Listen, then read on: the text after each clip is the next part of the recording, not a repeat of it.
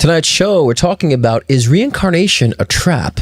Spoiler alert. And I'm answering all your questions with live readings coming up right now.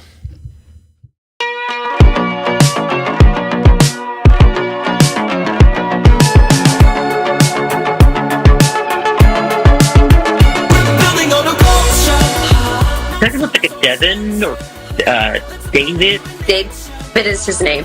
It's been so spot on. And I don't know if you put it in the side of your end table or not. You like to summon your end table. Too. My God, we're crazy. Yeah. You might be hard on your right knee when you're running. Make sure you're not too hard on the right knee. 100%. Okay. Honey, I'm a runway walker. Okay. I don't know if she's showing me flowers. Like, relay them or redo them. These purple flowers. Oh my God, Scott, the flowers are right there. My orchids are purple. They completely are dead. Yeah. Did you even know? You nailed 100%. everything, every single thing. Listen, everyone, this guy. Tell me something that he told you that came true. Everything he's predicted has come true. I just don't see it. Who doesn't have cancer? It's very possible. Camera's psychic who first questioned Brooke's cancer. Scott Cruz. Oh, there I you know won. it's last You name. won. You better question yourself. We're here to bring enlightenment, not confusion. You might encounter negative aspects of self, but that's a freeing experience. Because then they start realizing that they can't think outside the box. And it's if you can't think outside the box, then who's the stupid one here? The solution for me is awakening people to the bull.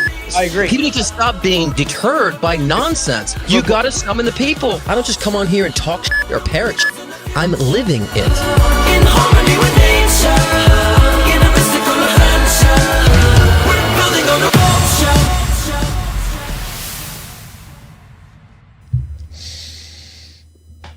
Happy Thursday Night Live, everybody. Welcome to the Cruisyverse. How has your all's week been? I always struggle saying that line. How has your all's weekend been? There we go. Maybe I tried to talk too fast. It's been an interesting week. Of course, week to week, slight changes because, you know, we don't do massive changes week to week. Sometimes we do. Sometimes it's a burst of energy. But how have your all's emotions been since we've gotten to Cancer season? You guys feeling emotional? You crying? You happy? What's going on? We'll get into that in the collective read too. See where you're all going, where you all have been, where you're going, where you're coming from, right? And so how you are today. We're gonna get that in the collective read. So. But for me, it's been a very interesting, introspective sort of week, kind of like beside myself, saying, you know, do I want to be doing these things? Do I want to change things? Have I been doing things correctly? So there's been a lot of that introspection work for me, at least. So hopefully it's been the same for you guys, but we'll see what the collective message has to say. And those of you who are new, I do start with a collective read. And then after that, we get into the topic. The topic today is reincarnation a trap? You know, I've been hearing a lot of that lately in the spiritual community, talking about, oh, like what to do to not reincarnate, and it's a trap in the reincarnation loop and all that great stuff. And is it true? Some of it is, some of it isn't, and I'll get into more detail about what it means. And again, this is just a philosophy, and this is based on my experiences of, you know, tapping into spirit and being a medium and understanding how that works and so forth. And I've gathered my information based off my 43 years of experience of channeling spirit and also diving deep into my own spiritual history and karma and all that great stuff. So I'll give you my point of view on that as well, and then we'll get into the live reading. So let's get your questions in now, and let's see who's all chatty Cathy in the room. And I can only see who's chatting. I can't see who's watching. You all have your privacy, so there you go. Jennifer Cruz, my maker's in the room. Hello. I told the very young pastor he was too married. I tried to get my son baptized, but they wouldn't. I'm just reading Danielle Hall's. Welcome aboard. She says, try to get my son baptized, but they wouldn't because he believes in reincarnation. Isn't that interesting? I thought the church was supposed to welcome everybody. He believes in reincarnation, but they still can't baptize him. So what are you supposed to do? Beat the belief out of him?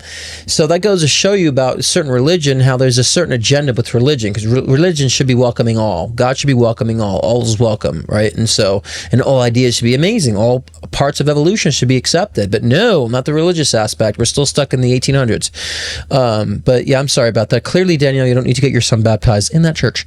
David Cruz, my father, welcome. Linda Jane, good to see you. Lisa Cruz, my sister from the same Mrs. Good to see you. Wonderful mod Nina is in the room. Nina, Looks like my my bandit, my little mod bandit there. I love the little emoji on that. So even though she looks like she's on the lookout, she's the sweetest thing ever. So if you want to get your questions in, get the questions in now. $15 for a card pull, $20 for one question, $30 for two questions, and $40 for a live video. Also, the live video can only be done through Venmo, but the PayPal and Venmo links are in the description below, and our wonderful mod Nita can help you out in getting that situated if you have any questions about that. Okay, Caroline Caton, good to see you. Lucy, hello. City Aaron, good to see you.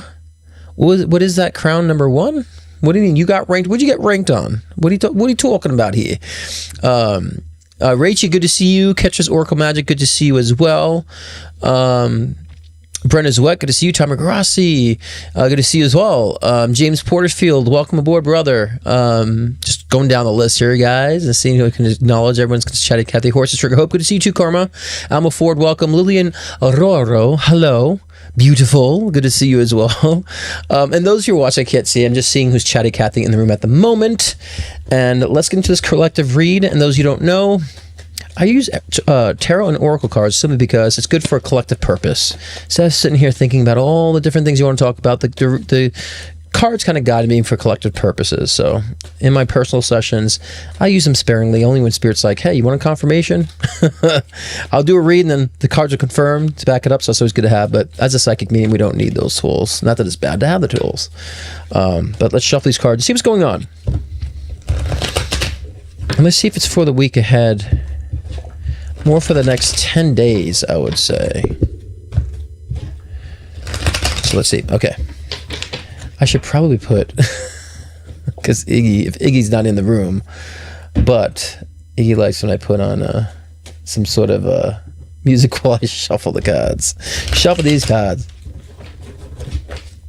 Okay. Still working on that. And where's the volume here, too? So I guess this is a live show. I'm a one-man band over here. There we go. Okay. Let's see how these cards are going, because the cards are kind of stiff, but they're still in flow.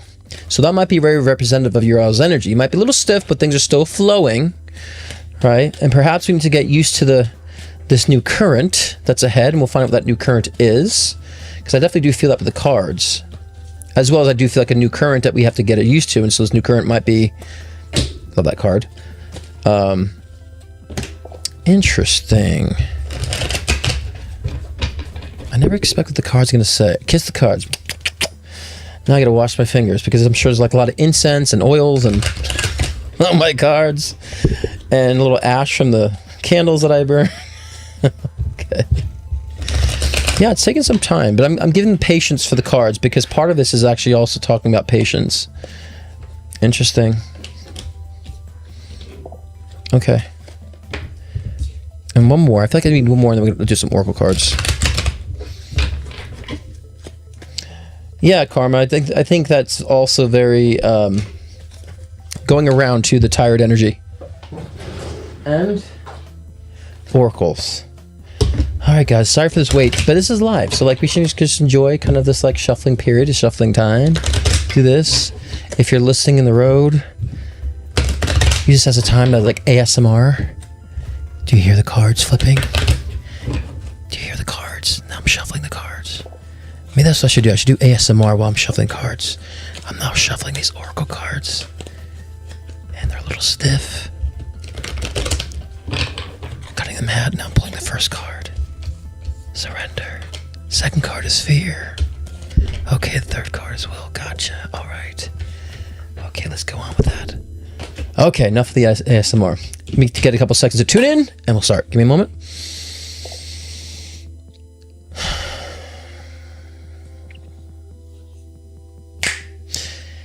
Okay, so the first card we got is 8 of Wands. Okay, so the 8 of Wands is all about movement. So, of course, I felt prior to shuffling these cards, there was a certain current. Let me shut this music off. There was a certain current that I feel like we need to start getting adjusted to now. We're going to feel the movement. I've been saying this since, gosh, it's 2024, that the beginning of May is a month of movement. But, of course, I have to kind of re-describe this again for those who are just catching up live and didn't watch my previous sessions, is that May was a month of movement, getting things in gear for you intellectually. And where you're like, okay, I'm about to take this trip. And then June is kind of like where you're circling and taxiing the runway before taking a lift off, and July is a lift off period, right? And so that's where the real movement traveling begins. means, and also mid-May we come in for a landing, we arrive at our destination, and then we have fun to participate in where we've landed in our destination. So there is that movement now that we're taking off, and so now it's time to start planning. Okay, you know the direction you want to go in. There's no need to be in reservation about what you want to do and what you want to be participating in. Now it's time to start planning. And so a lot of this happens right now when we're kind of in this stage of planning. A lot of what happens is we start recognizing the little details that start filling in, right? Because a lot of times we say, I want to do something, but I don't know like how to get there. So therefore that keeps you in this trepidatious state of, well, I don't know if I want to move forward. But I feel a lot of you guys have been pushing yourselves forward and saying, I'm going to go in this direction. If you have not been pushing yourself forward, you better start doing so now.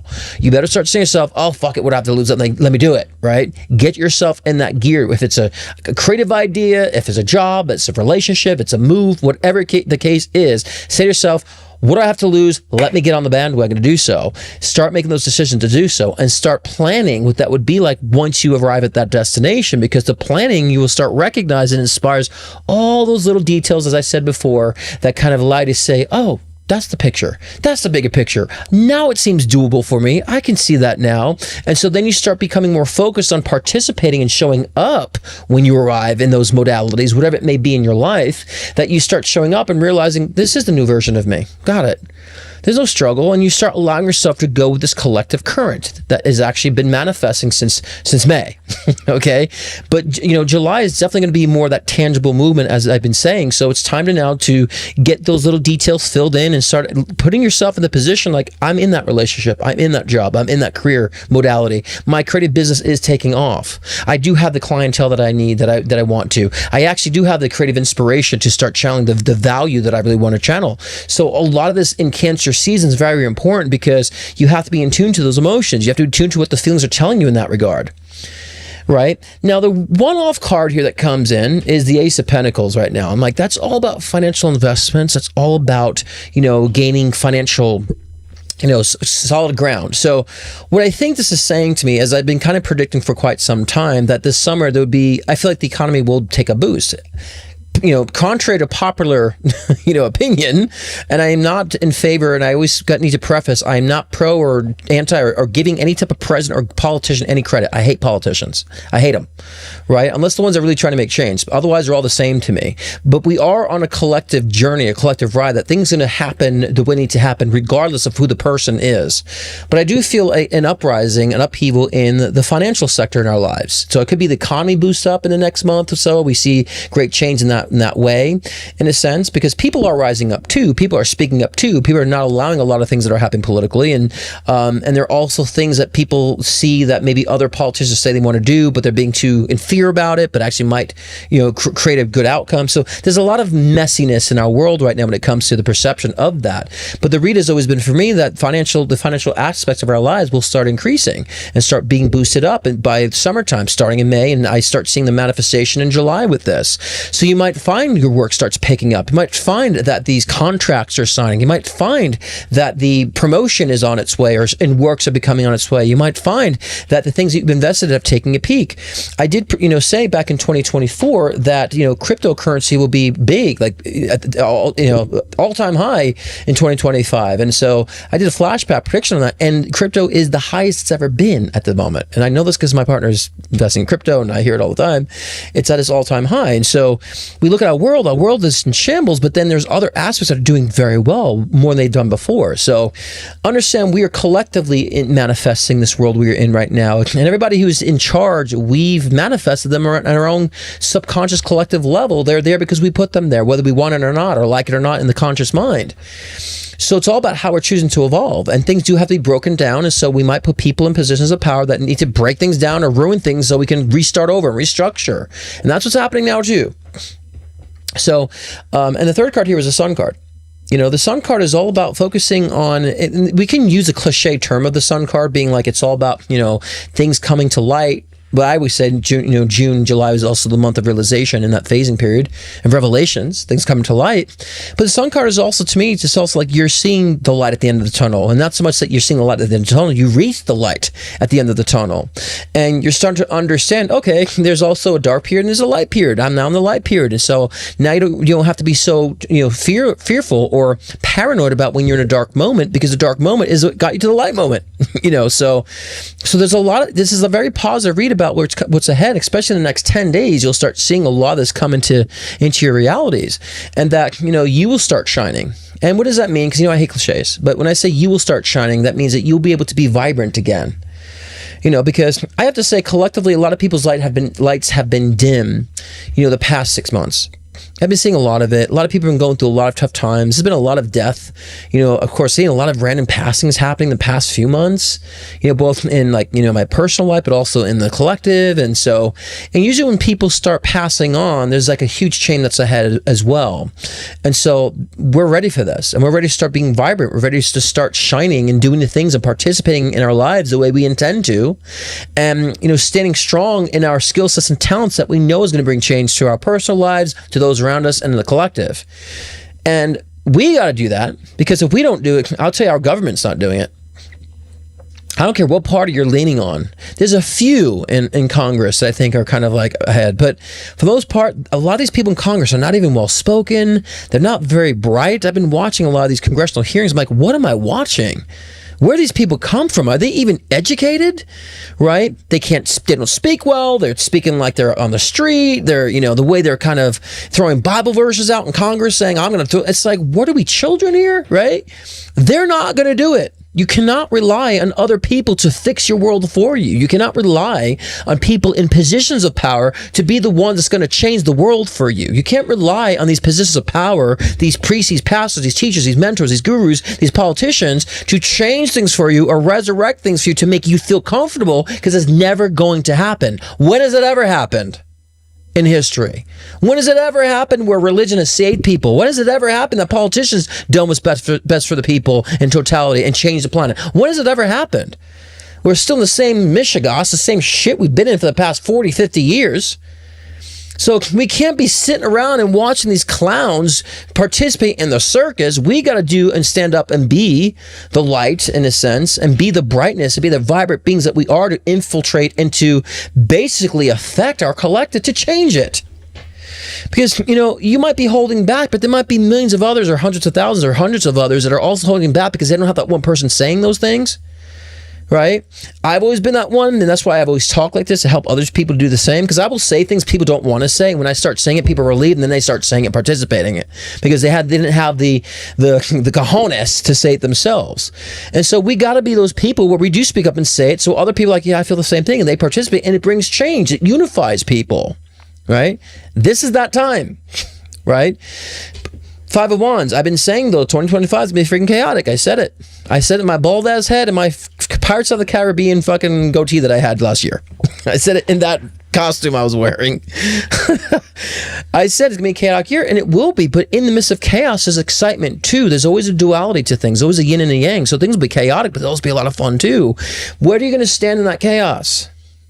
Chaos doesn't only mean that it's negative and fear-based and evil. Right? It doesn't always mean that. Chaos means it's also like just a lot of things going on. You can go to a party, it's a chaotic party, people having fun too. It's an array of dynamics. So we should be a part of this array. And where do we fit in that array of dynamics? Do you want to be part of the chaos in a sense of like causing, fear-mongering? I see a lot of these spiritual videos saying, not to be fearful or anything, but there's a volcano that's going to erupt in the middle of the sea, and so we got to be prepared, guys. I'm psychically feeling this. I'm like, scientists have been saying this for several years, and it's happened before, and it erupted undersea, and nothing happened on either country. So what are we talking about here? I don't mean to fearmonger, but I'm telling you, they're tapping into your technology, guys. It's like, that's been going on for 20 years. What are you talking about? Right? So do you want to be part of those mumbling idiots, babbling idiots, or do you want to be part of the people who bring change and say, this is where we're at, this is where we're going, we need more of you guys to stand up? Where are you fitting in the chaos? What type of chaos? Are you creating the positive chaos of rallying people up to stand up for what is right and to stand up and against the things that have been depriving our culture and depriving our pride? Where do you stand in that? You got to shine bright. You got to shine bright on that. And so, this is a period of time right now, especially within July. There's going to be a lot of those moments you'll feel. Do not pass them up, because in time you'll regret that you did. You'll regret that you did. So they want to point to everything else as being the trap or like the phony balonies. Meanwhile, the government and the politicians are phony balonies. Most of them are all liars.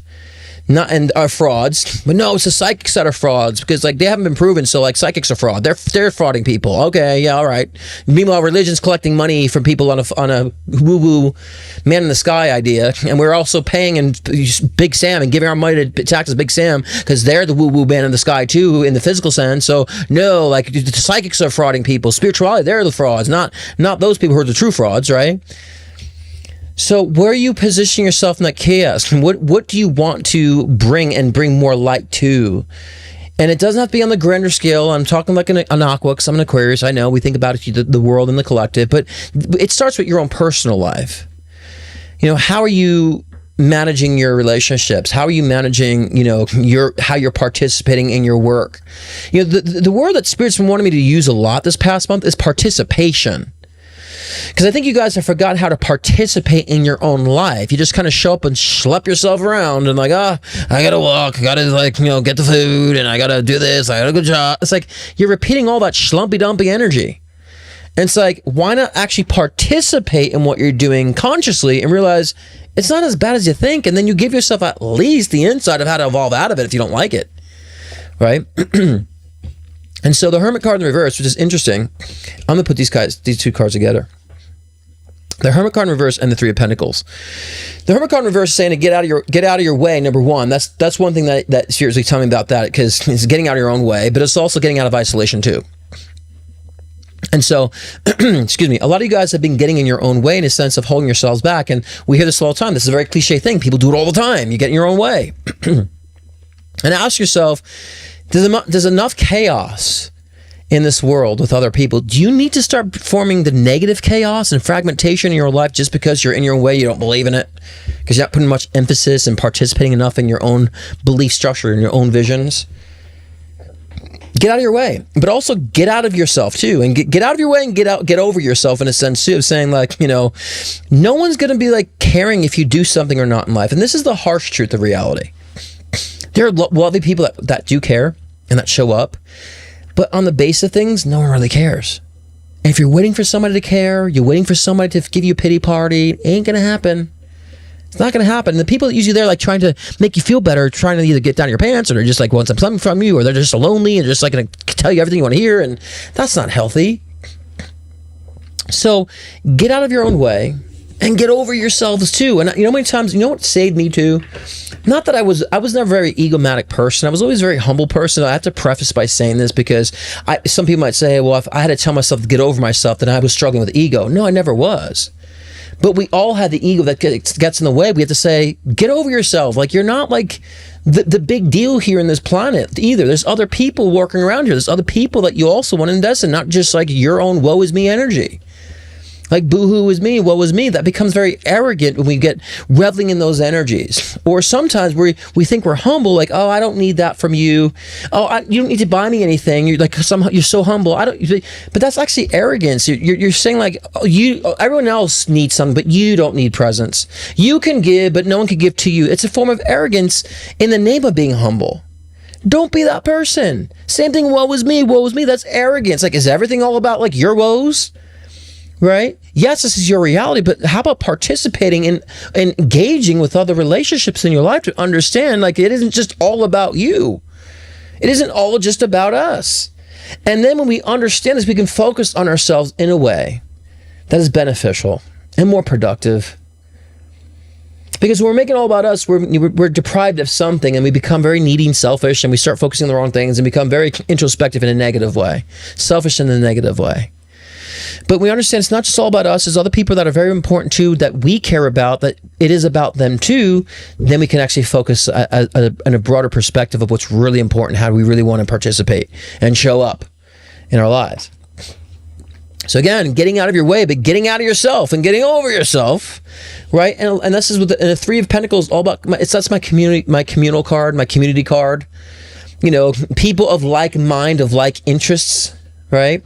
So it's a very important time right now too, is to find people of like-minded, energies, but also like interest, like-hearted energy. It's time to find people who are like this. If you're living in an environment you don't feel like, get out of that environment. Start maybe projecting a move if you got to move.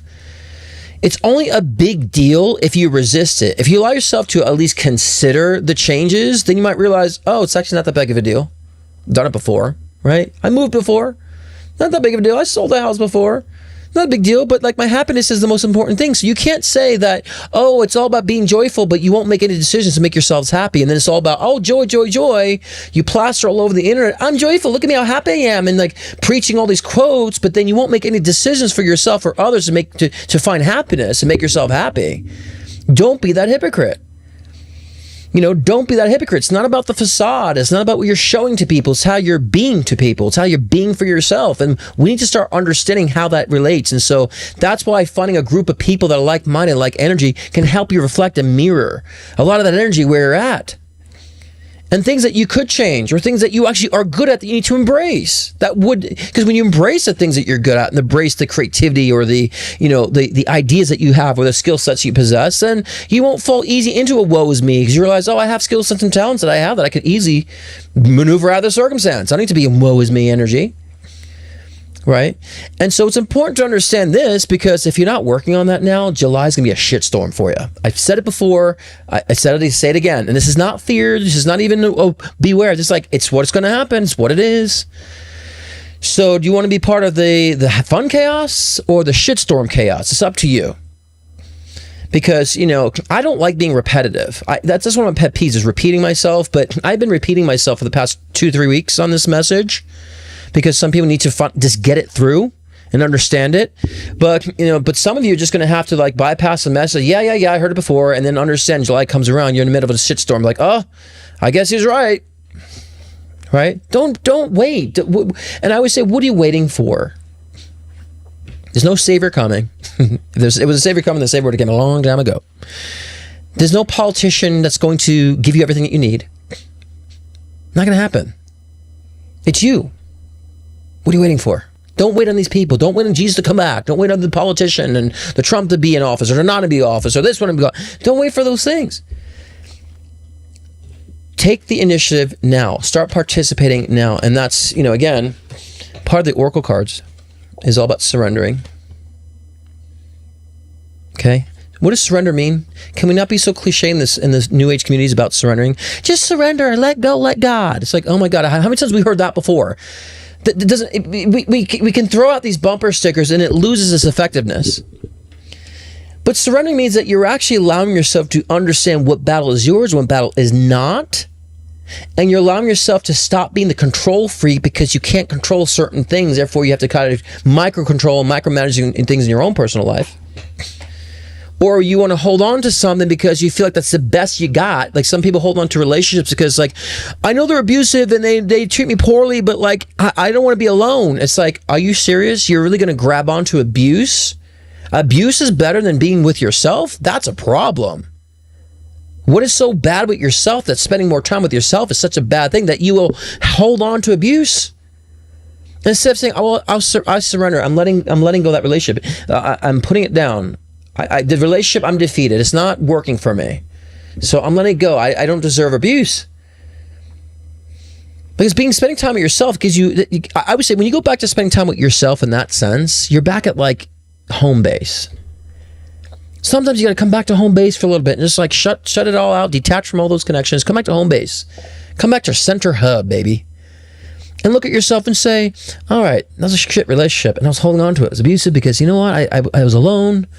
I had that horrible fucking job because it's like it just was paying the bills. I hated it, and then I got treated like shit, wasn't appreciated.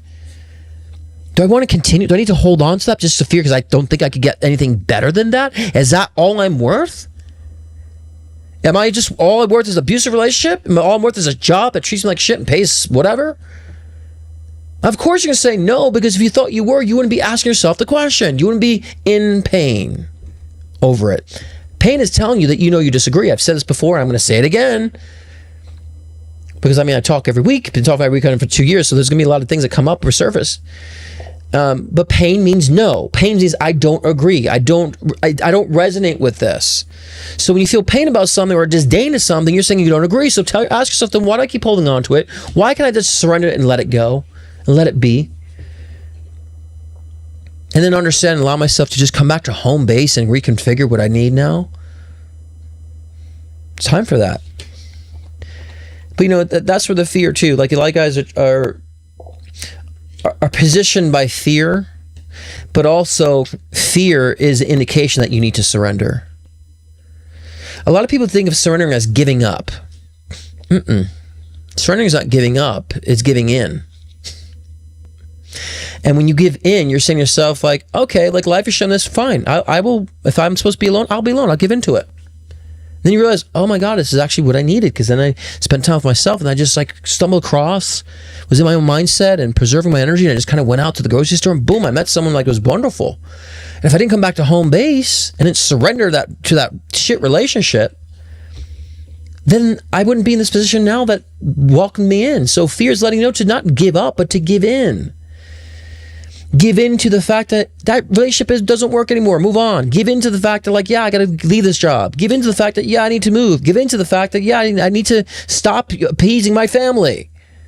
Give in to the fact that you know that you need to start maneuvering out of those things. And the fear will increase until you do. It's pushing you to. Until you find your own will, right? This is the will card. And when I say find your own will, you start saying, like, this is my direction. This is how I believe and I feel and I know from my heart that I need to participate and show up and engage with my life. And if anything else is in opposition to that, I'm not going to mingle with it. Until you get to a point you could be objective enough to say, hey, no one else, I can have all these different people around me, like Yeshua, and not affected, objective and unaffected, I always say. Until you get to that point, that's fine, but you might have to start saying no, and start surrounding yourself with like-minded energy that supports your idea of what you see life to be for the moment. It comes in phases. So that's very important to understand when it comes to this. And discernment, too, is the final card. I can go on and keep pulling discernment. And then we have, again, blossoming and sovereignty. I mean, they're all kind of coming in order. And then you release. I mean, come on. And the hunger. Like, they're all coming, like, in this wonderful thing of the boundaries I was just saying. So these cards are kind of going in a streamline of events here. Because yes, when you have your discernment, you can then release, you blossom, then you have your own personal sovereignty, emotional sovereignty, which says, like, this is my view, this is my walk of life. Now I want to go out and kind of spread that and to share that with the world in a sense. And when I say sharing it with the world, that even sounds cliche. That means you're participating in what you know you're good at that's going to affect and influence other people around you too, and bring value to other people in the collective. That's sharing it with the world.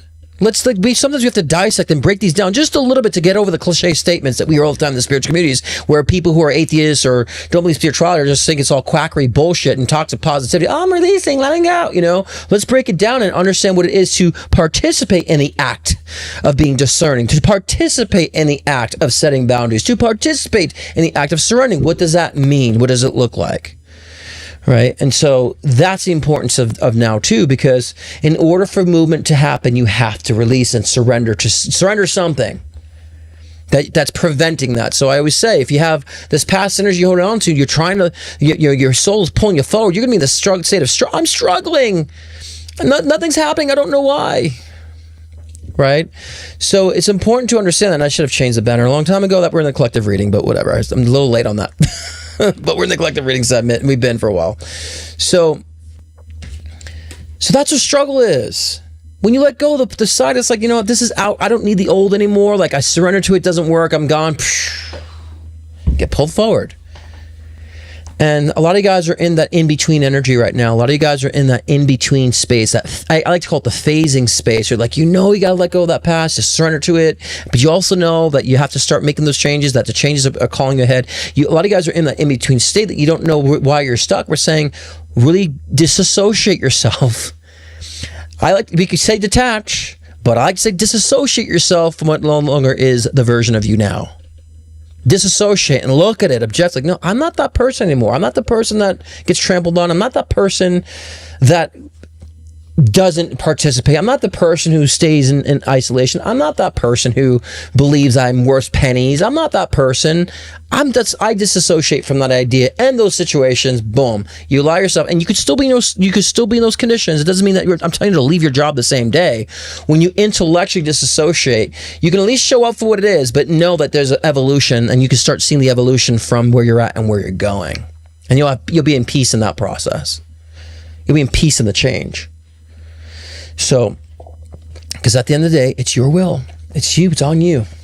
It's all on you, baby. And if you're not actually showing up, participating, nobody else will. You can rely on a savior. You can blame the government. You can blame everybody else in your life. That's why you can't get ahead. But, that if it's not that, it'll be something else. Because then once the economy goes well, then it's something else of why you're not getting ahead. And I see it happen all the time when people just like, oh, now like the government is a perfect excuse now for a lot of people. Right? But then when things actually shift and become better, now what's it going to be excuse? Well, I'm still recovering from that now. Like, there's always something. And please don't get stuck in that trap. Okay? Please don't get stuck in that loop and that cycle. Okay? And speaking of traps, is reincarnation a trap? Okay. Reincarnation is, we can't prove it. Right?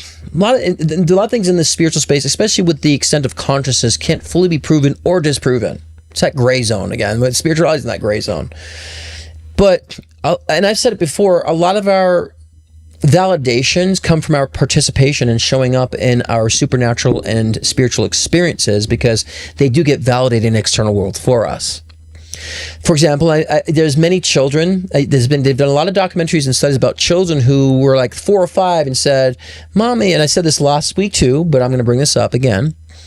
They say, Mommy, I was like Josh Bornsworth, and I was born on 557 Raspberry Lane in Chicago, and I was an oil worker, miner or something.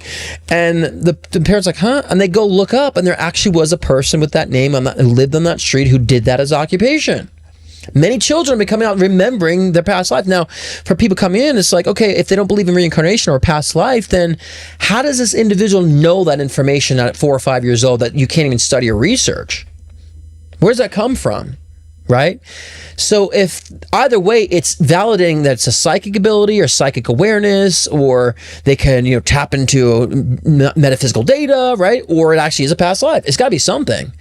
Because even though they can't prove the past lives exist, the fact that someone's like young children are saying they were a certain person with all those parameters that actually do validate in the physical world, that is evidence, that is proof. Because otherwise, what else can validate that, right? So when we allow ourselves to go into our experiences for ourselves and we get those external world validations, like, again, as a medium, as a psychics, when we read people, we just don't know them. We pull out all these circumstance situations of what's going to happen without knowing how it's going to happen. People we don't know, and especially people I talk on the phone that I don't see, right? That's external validations. That's why I continue doing my work, even though it's not scientifically validated yet or proven. And so when we dive deeper into those things, we dive deeper into like just want to know about our own spiritual, metaphysical experiences, and we keep it personal for ourselves, and we do require validation. We do need to be validated for us that it's just not in this noggin up here, that it actually is, somehow validated in the external world. Then you will have your experiences of past life regressions. You'll start sensing and having some sort of validations of certain past lives you had through readers or through a dream state, and then it will line up with multiple validations of people saying so out of the blue, right? And you'll start sensing that, okay, excuse me, allergies. It's hot in my room right now in my office, and let me see if I can put this air on. When I get warm with these lights, my sinuses start acting up, my allergies. Haven't had it in a while. But I want to make sure I put this temperature down so you guys don't hear me sniffling on this microphone that's hyper audio compressed. Yeah, why is it 74 degrees in here? No, we need 70. I don't know why. Like I need to have my house at 70 at all times. That's why I'm hot. Anyways, back to what I was saying.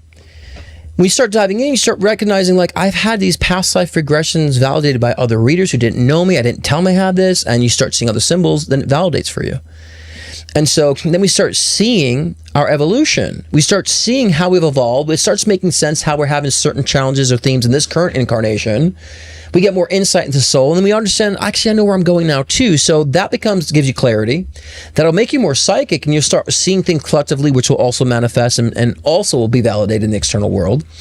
So, but the topic is reincarnation a trap, though? I just want to kind of preface about just an aspect of reincarnation and just kind of validate it for a little bit. Once you get in the modality, they're like, yeah, okay, I understand. I can see, I believe reincarnation. I believe that we have multiple lives.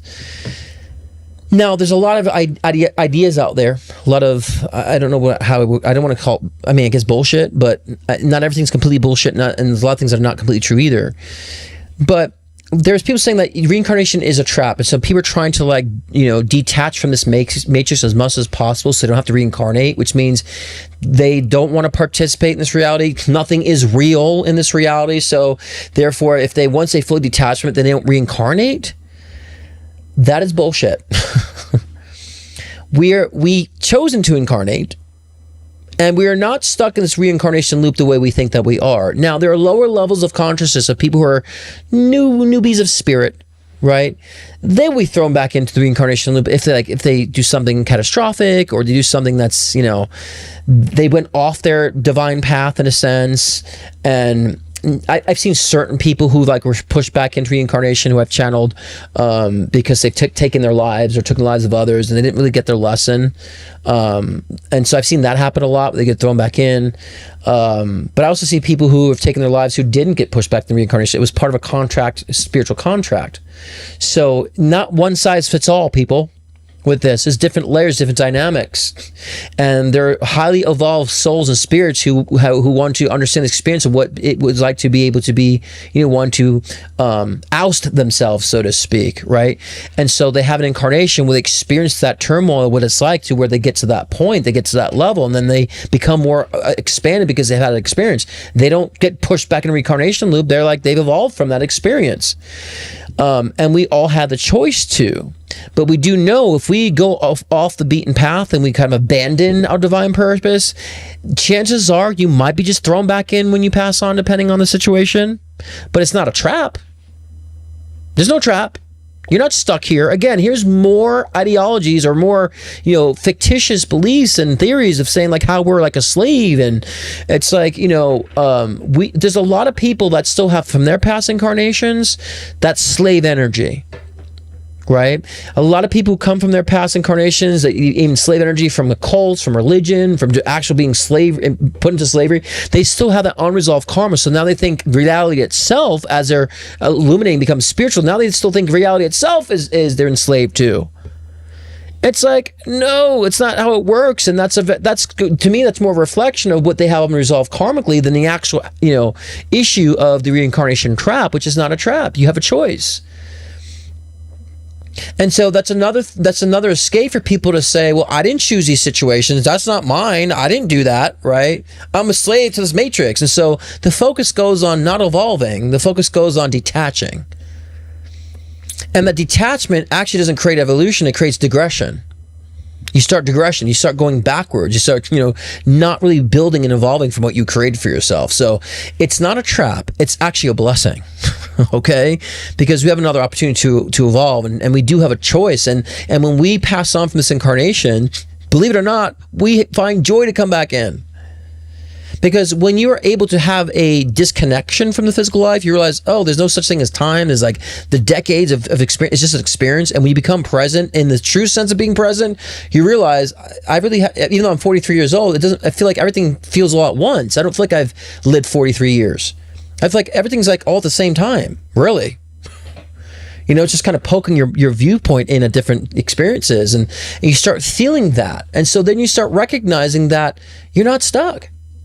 And there's that healthy sense of detachment that says, oh yeah, if I don't get it right this lifetime, I'll get it right the next lifetime. And there's no pain in that fact. So we have to kind of be very cautious and be careful of these narratives going around. Anything that puts you in a mental enslavement is a lie. It's false. Because reincarnation itself is a positive thing. Reincarnation being a trap that they're saying today is bullshit, because it's saying like there's something wrong and bad about reincarnation. You would not be able to evolve if you didn't have reincarnation. You would not be able to have eternal life and have an infinite life if it weren't for reincarnation. If it weren't for reincarnation, you would be dead and flatlined and not exist after this evolution. So what I tell those people is, you just need to start embracing density. You need to start embracing the yin and the yang. You need to start embracing the limitations that you've chosen to find your expansion. And when you do, you realize there's no trap. You're creating the own traps for yourself. And that's the issue, right? You're creating a trap for yourself. And so, and there's so many people creating those mental traps like this. You know, and as I've always said before, when it comes to, you know, we've had religion creating that mental bondage for ourselves, and then went from religion that we have to like be good to go to heaven, bad to go to hell, that now it's the universe that we have to say good thoughts and don't say negative thoughts. It's the same bullshit of judgment, and that keeps you enslaved, because you cannot be one note all the time. That's impossible. We have a range of dynamic. We are all that is. The God energy is all that is, the good, bad, and the ugly, whether you like to hear it or not. Whether you're ready to hear that or not, God is all that is. All the dark shit and all the light shit, God is everything, is all encompassing of it. That's what creation is. Okay, and so many people think, no, God is only positive. Well, read your biblical text, the Old Testament. That God was a very evil, dark God, if you believe in that thing. But when you have a higher perspective, you realize there's no death. It's all experience. It is like a game in a sense that we're playing these roles to evolve. We want to feel. When we feel, we expand. And we expand. And when we feel, we address, and we gain wisdom and perspective, we expand. That's the point. And that's the joy that we get of this. And that's what reincarnation does for us. It's not a trap. And it bugs me. I see all this stupid bullshit. These people who think they're gurus talking about dumb shit like this, and they're like, people are like looking like, oh my God, you're so amazing. You're so. It's like, what are you talking about? This is the hokey bullshit. There's nothing further from the truth. And it's aggravating, but also sad to me when I see this, people being so misled and misleading so many people who think that's like the peak of spirituality. Like, I'm not reincarnating here again. I'm like, if you're saying that, you have way more lifetimes to fill. Way more in planet Earth. Because when you evolve from planet Earth, you're objective and unaffected. You understand why it is. You appreciate it. You know, I saw a comedy act, an old Jim Carrey thing. He was making fun of a guy, which I forgot. Well, no matter what, the guy was always positive about everything. And so he's like, yeah, we could be in a nuclear war. He's like, wow, look at that wonderful mushroom cloud. Isn't that amazing how... And just it was like finding everything so fascinating in this earth, in this world. I'm like, that person's going to evolve out of Earth after this lifetime where nothing is affecting them. Right? And that's where we get to the point. If reality itself is affecting you, you're probably at the lower stages of your evolution, where it's like, oh my God, planet Earth is a trap. You're just coming into planet Earth, or you're a newbie. So it's important for us to understand reincarnation is actually a blessing for us. It helps us to evolve. And, you know, we have so much choices in this reality that we can do to evolve and to shake. And we've also chosen a lot of the limitations that we're into. When we embrace that, we understand, I can see it within. I freed myself from past karma that's embedded in the collective too, because we're all, like I've said before, collectively connected. So we're all going to have similar, you know, collective unresolved karma that we're all experiencing collectively, right? So you start recognizing that, you know, like a game of chess, all because you start playing a game of chess doesn't mean you're a slave to chess, because you have to abide by the rules within the parameters of chess. You just understand that's the game. And so I can choose to do whatever I want in the parameters of that game. Just as you've chosen this game to participate in, and the parameters of this game of how to show up and how to experience and how to be challenged in this game, you've chosen it. And even the collective world is the game board of your reality. Stop trying to detach from that.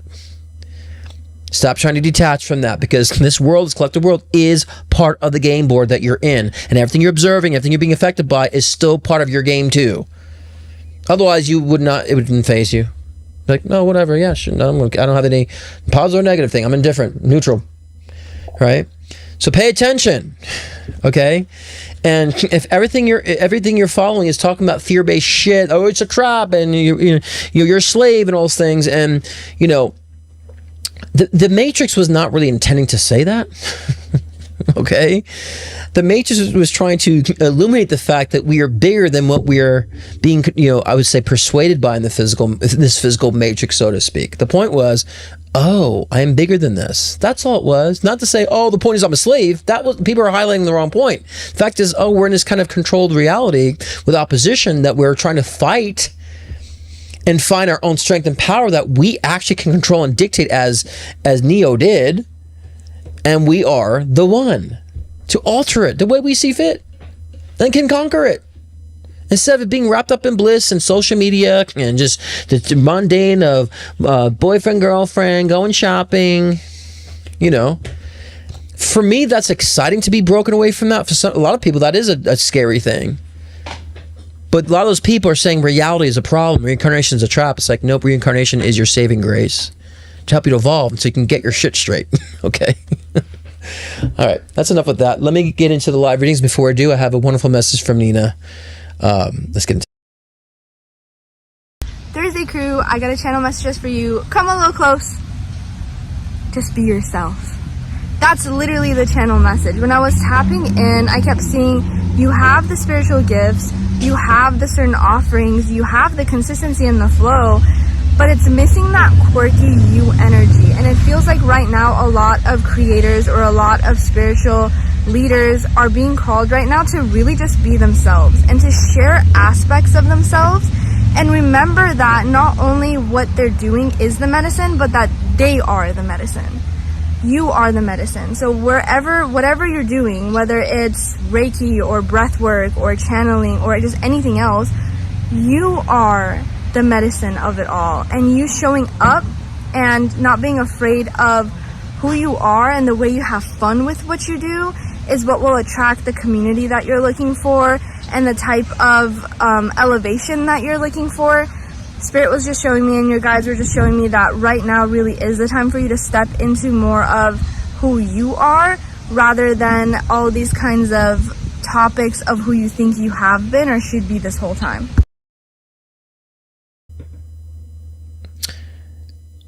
Once again on par with the message, the collective message. Once again, yeah, and I like the ending when you said instead what you should be or who you should be. Who's creating that should? Who's creating the should be? And thank you for that inspiration, Nina. Thank you for that addition, because a lot of times we are saying, I got to do this or I should be this for this invisible audience we create in our mind. And who is in that invisible audience? Is the old voice of mom and dad? Is the old voice of whoever, or the religion or whatever the case is, whatever that's been binding you? Who is creating the I should be doing so? So ask yourself that question. Okay, and I think that's very true. Show up, just be yourself. I mean, it's just how can we overly be overly philosophical about that? Be yourselves. Okay, let me get into these questions here, and I think it's not much. Get them in because I'm not, going to wait till the end. So if you want to get your such greetings and get them in now. Otherwise, let me just log in here because this PayPal is a thing over here. Okay, first question is for Megan Runco. Is the sale of my Toronto GTA home likely to happen soon so I can move to the Canadian or US coast to be by the ocean? Thanks. These questions are questions that I'm going to read what the current energy is if it's not a prediction. Some questions are questions that are not written in the stars. Some are just kind of like, it's likely to. But let me see before I tap into that. Should you go to, or would it be happen soon? The Somme. It will happen in 14 weeks. That's interesting. So I hear about 14 weeks. So what is 14 weeks? I don't know why that 14 weeks came out of my mind. So 14 would be 4, 8, 12. So almost like maybe within 3 to 4 months. Okay. So within 3 to 4 months, I heard 14 weeks. Maybe it's 14 weeks on the dot. But even when I was reading the question, I'm like, yeah, like why are you asking the question? I'm like, is it just anxiety? But I feel, yeah, about in 14 weeks, I feel like you should be able to. I don't, and again, I don't feel any opposition right now with it, or anything preventing that from happening. I don't feel anything also with the home that would slow it down. Like sometimes I read a home and the home is like, oh, it needs to be redone, or there's issues here. Or, no, everything feels like it's on par with the home too for that. If you're June, July, like June was a slow month for things because people have been introspective. They're on their journeys, right? Mentally. So if you're expecting any type of livelihood in or quickness in June, nah, it wasn't going to happen. And July, like I said, mid-July, like things will start. So I'm comparing you guys to that. So mid-July is like things are going to pick up too, or major changes. I feel like even by Monday, a lot of you might feel that when Uranus goes in aligns with Aries or something. Uranus and Aries. I think that's the astrology, right? Yeah, Uranus and Aries or something. But I feel, by the way, the astrology on Monday is also a massive change for some of you. So, but yeah, and when I give this within time, it could happen before. I just like within 14 weeks, in 14 weeks or within. Like it could also happen sooner depending on how keen you are to things around in that nature. But I don't feel like it happened any later than that. So. Uranus goes into Gemini. I thought it was Aries. Goes into Aries. What goes into Aries? Oh, yes, right. Yes, Uranus goes into Gemini Monday, and I remember because my moon's on Gemini. Right. I'm confused something with Aries. Right. Uranus goes into Gemini on Monday, and my moon is in Gemini. So, but I feel like for a lot of people, it will kind of, yes. Thank you for that, Sydney. Thank you for that correction. That's right. Because I remember, because my moon is in Gemini, and I was going to probably make me go cuckoo for Cocoa Puffs, or change my my perspective on things, or Iggy looked at my nodes and stuff, and he found that he says you're going through an identity change, or something will change my identity in the coming months or something. So hold on, because things are about to change. And I've noticed that the readings too, like it's been quiet July or June, as it was for a lot of people in their business. I know that every June is like that, but also it's making me saying, am I going to be doing like the live shows the way I've been doing them? Or am I going to continue doing my live shows, or am I going to, change the format of my live shows? So I've been like I said before, contemplating of things, because when I'm not getting the boost on something, Spirit's like, there needs to be a redirection. And so please, all y'all take this. If something's going somewhere, but it just kind of doesn't really peak, something needs to be changed about it. And I've always learned that in my life. So I'm doing that, thinking about that with my live shows, even with LOL. I'm like, there needs to be some change ahead, and I might need to either step away from things or do things differently. So I'm in that midst of that, because I'm starting to also recognize too in life that things need to evolve, and I think what I'm doing now is not evolving the way I want to. So I want you guys to understand, I'm being transparent with all you all, because I know all you all get in these modes too, and what do you do with it? So when you feel like nothing is evolving the way you want to, it's time to change what you're doing with it, or change out of it. If it's a relationship, change how you're showing up for the relationship, and if it doesn't change out of it. So yeah, so I'm looking at different things to do with that. So, but I'll keep you all posted. If Thursday nights come to a close, or I do something differently, I'll keep you all posted. What that will be, what that would look like ahead of time, and redirect you to whatever I'm doing next. Who knows? I don't know, but that's just a little bit just a heads up, because I've been feeling redirections and things, and it's in my chart. It's in my in my astrology of that. So okay, next question. Stephanie Panahara. Hi, love. Second half of the year, finishing strong in biz. A mammogram in September. Good.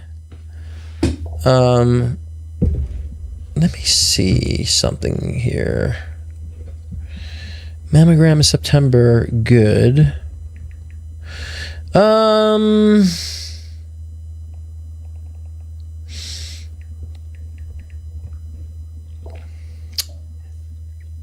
When I get a yes, when I get an immediate yes, I pause it, because I just don't want to be like I'm just saying yes. I don't want to say that, because me it was a yes, but I say okay, but I just want to say it sounds like I'm saying to make you feel better, so I sit on it. That's what I'm doing. Yeah, there's like no closeness to any type of cancer or breast cancer. I don't feel that you're even close to that or in a alignment to that. I just don't. But September, yeah, I mean, I think that should be fine, my love. I don't feel anything with that. Second question is, second half of the year finishing strong in biz. Oh yeah, I mean, stronger for everybody, by the way. It's definitely for everybody, but yeah, definitely stronger for the second half of for sure. I mean, you know, it's chaotic year, but with chaos comes yin and yang energy. So you're going to experience a lot of like, I'm not doing so well, and all of a sudden I'm doing very well, and oh my God, it wasn't like coming through, but it came through. Like that's a very chaotic energy too. So, so yeah, I definitely feel the second half is going to be a lot stronger. You know, as an elevation for a lot of people, actually. But yeah, I don't get any issues. Breast cancer, nada. That's all good, my love. That's all good in the hood. Next we have Andy Joe. Andy, how you doing, buddy? Good to see you.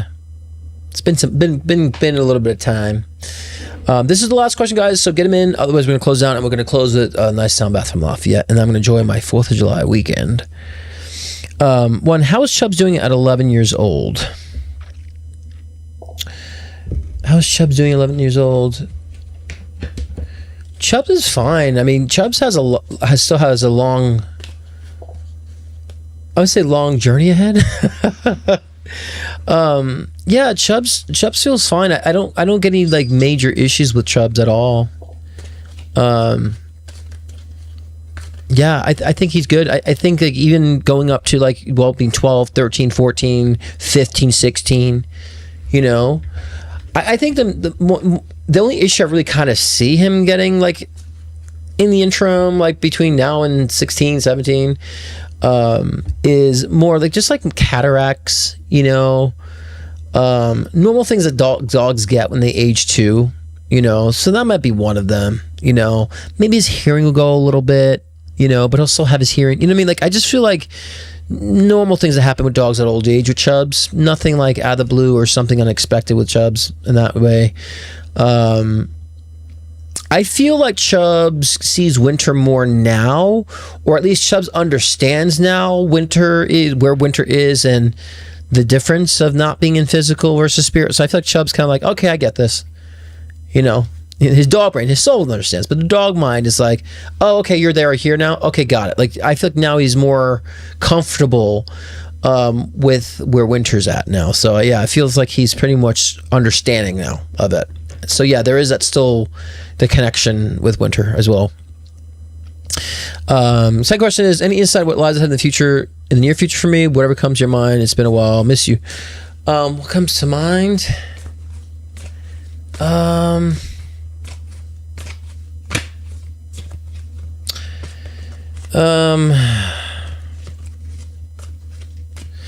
heard something, but I'm just trying to see where it's going with it.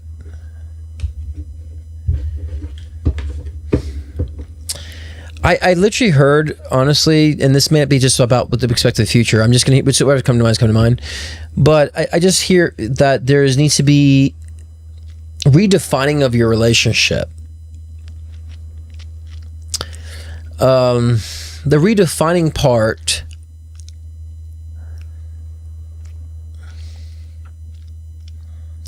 almost like redefining your positioning on it in your relationship, you know, understanding what your pillar is and what your partner's pillar is in the relationship.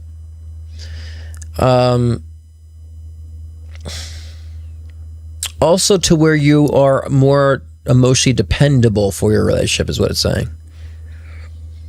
Not that you're not, but understanding what that is. I'm going to say this bluntly, you need to get yourself in a position where you are needed. Where you're needed. You might be forgetting about yourself a little bit too much to where you're actually not allowing to be needed. So therefore you're not appreciated because of that. Because you might be just doing too much or not really owning up to redefining what your positioning is, your pillars, your relationship, also what you need to be doing for yourself. So So it's almost like separating yourself mentally from where your relationship, saying, well, this is me, this is my partner, and this is where I need to really kind of reside in.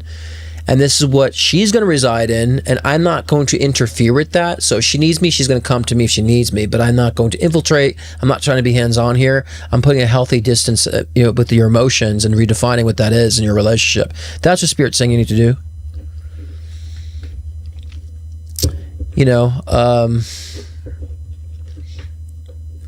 Ask there. I'm trying to fluff this down too, and I don't want to be too long-winded, but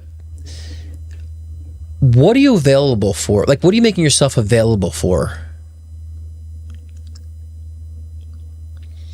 You should be available for things that only have to do with you, right? You should only be available right now, or not only, but you should be ask yourself, what am I available for that's only participating, that has nothing to do with anybody else, not my partner, not my family, not my dog, but it's just for me. This way, I'm not just saying no one values you, but I feel like, it's just a natural occurrence that when you're always available for somebody else, most likely people take advantage or they take it for granted, right? And I think that's kind of a common theme in your life. And so then people then want to kind of maneuver the relationship the way they want to maneuver the relationship. So, but you're doing that. You have to say, I'm not doing that. This is just my thing now.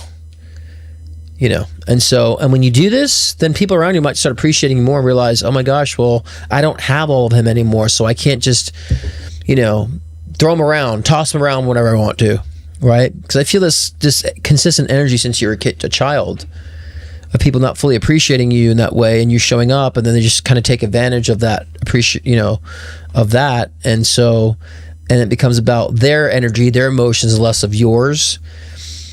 But you're also created this conflict too, because you're not actually allowing yourself to be realistic about these things. So therefore that unresolved karma will trigger someone else's karma, and so then you have a mess. So it's not blame here, it's just what's happening. So you need to participate and find something that you're associating with just you and nobody else. That's not for anybody else. I don't care if it's going for a walk. I don't care if it's just going out for yourself, doing something on your own for that time being. Because when you start pulling back from people start recognizing what they've been maybe taking for granted, in a sense. And this is not so much about the relationship, this is in general actually, but it might stand firm about your relationship, about how you need to show up and participate a little differently.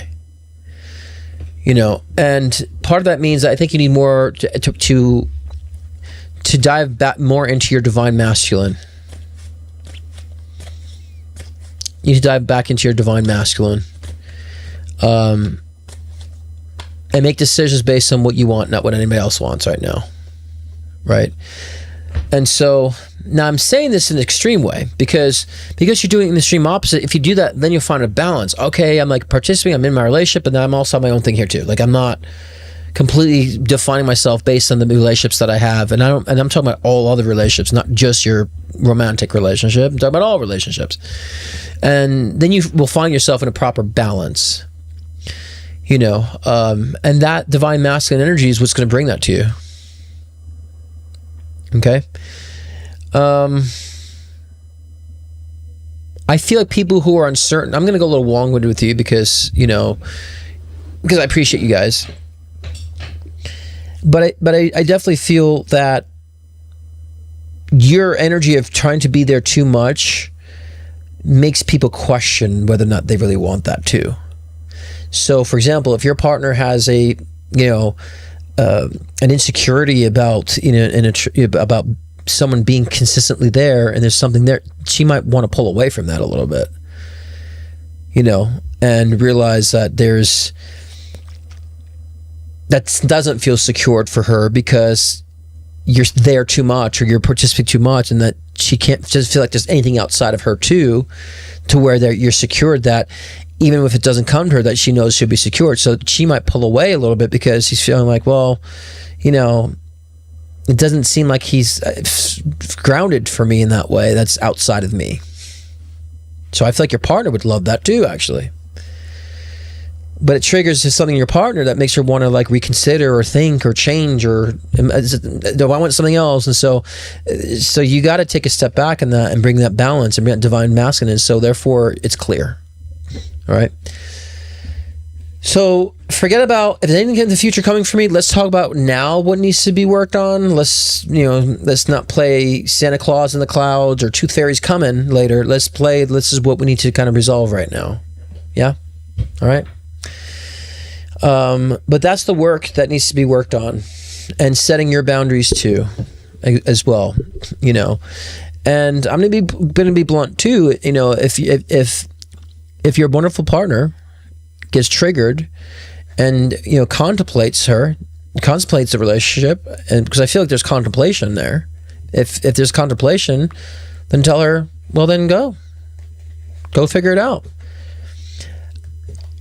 I don't mean to sound rude on that. She needs to understand she has that freedom to do so. And also understand that you are not going to just be there just because. And that's a positive thing, because she needs to know that you can do for you. She needs to know that you can stand on your foundation. She needs to know this. And so when she doesn't feel that from you, like it's going to trigger like a reconsideration, or like, I don't know what I feel. And she's going to feel like she's smothered. I know I understand her more because I was like that. People trying to come too much. And I was like what my partner have now. And I'm like allowing myself to fully let him show up and all that stuff and be affectionate.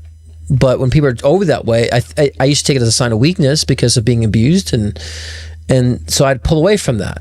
Like, I don't feel smothered. I didn't want to do my own thing. And so, but when there's a healthy foundation of balance there with you, and she feels like you're there, but not always there, that she could potentially lose you, right? But you're so solid in what you're doing, she would be more appreciative and more comfortable and less in question of that. All right. So I'm actually telling you, because I've been on both sides of this. I've been in your position. I've been in her position. I've been on both sides of this. So I know that picture very well, so, because the foundation is beautiful. The foundation of your relationship is beautiful. But we're talking about is the stupid shit that we carry from relationship to relationship, the stupid shit that we carry in our subconscious that gets in the way of our relationships, right? And boy, I've had a lot of those stupid shit in the beginning of my relationship too, because he came from a divorce. I was like single for 8 years and didn't want to, I was so comfortable not attached to anybody. And, so we had a lot that we were like, started to do in the beginning. Then we actually worked through it because we knew better to work through it. And we understood it wasn't who we were. Now it's just fun. 5 years in, it was fun. It's like, I feel safe, I feel comfortable. We get each other, there's no deprivation. All right.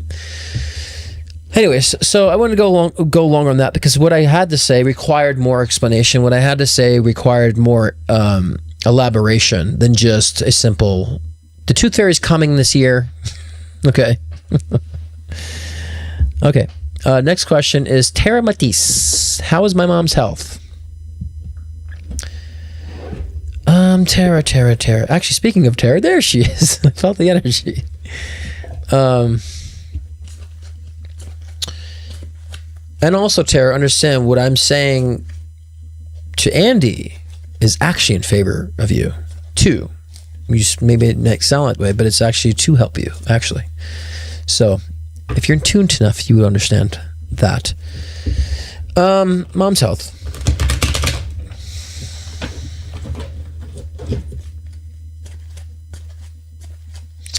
It's all right. I mean, and I say that like that because it's not the best right now, but it's not horrible either. I go straight to the gut with her. Like, she has a lot of like inflammation in the gut area. There's also something with the blood. I feel I don't know if it's a thinning of the blood. When I get the anemic energy, it feels like a thinness of the blood that I feel like she needs to kind of shift her diet on. I know she's on blood thinners. I don't know if she's on any type of medication that is like giving her this thinness of blood or something of that nature that's affecting the body. Like, that's no bueno. She needs to counteract this certain medicine or whatever she's doing with this, or whatever's causing this thinness of blood with diet regimen. But I also feel like your mom's a little stubborn on this. Like, I feel like you would try to want to help her, but she's very stubborn on it. So it's like, it's very difficult to get through this. I feel like she doesn't want to, if the doctor doesn't say it, she ain't doing it, right? So if someone else says, well, look, the doctor's wrong, you might want to, try this alternate. No. That's not what my doctor says. I only do what my doctor says. And so, no, like, I feel like your mom's stubborn like this, or at least trepidatious that way because it doesn't come from her doctor. And so it's difficult to do that. But, is she on the brink of death? No, but her health doesn't feel good because of these things. But at the same time, I don't think she wants to change it. I don't think if you told her this medication's called it, she wouldn't be like, okay, I'm going to get off of it. She'd be like, well, So that's, I think, the challenge that you're up against with her. I keep, forgetting to change my banner. I put these banners here so people know where I'm at in my show when they see it. But, so the best thing to do, my love, is just, just be there to support her, but like, chime in, say, well, if you did this, like almost like throwing the breadcrumbs. Well, if you did this can help on that, but all right, just keep with that, and maybe even get an education about this medication that's thinning her blood out. That's probably not helping, that she probably doesn't really need as much either, or something to counteract that, and just kind of just keep suggesting, all right, mom, well, if you don't want to do it, then fine, then, then enjoy your pain, enjoy your illness. So it could be a little passive aggressive for the sake of proving a point because she's so resistant, but yeah, I mean, that's the best way to manage it, All right, guys, well, that's it. That's the last of the questions there, and so we're going to close out with a sound bath from Lafayette, and then we'll close down. All right, here's a great sound bath from Lafayette.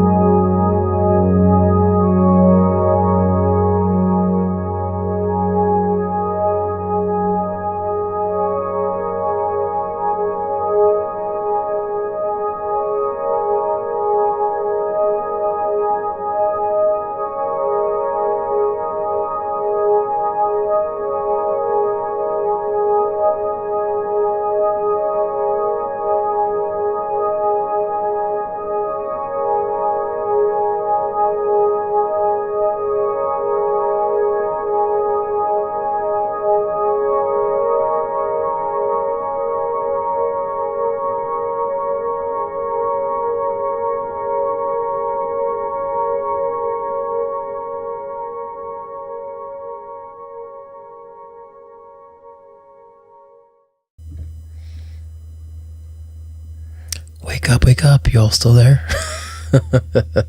It's always a very, I would say, chill.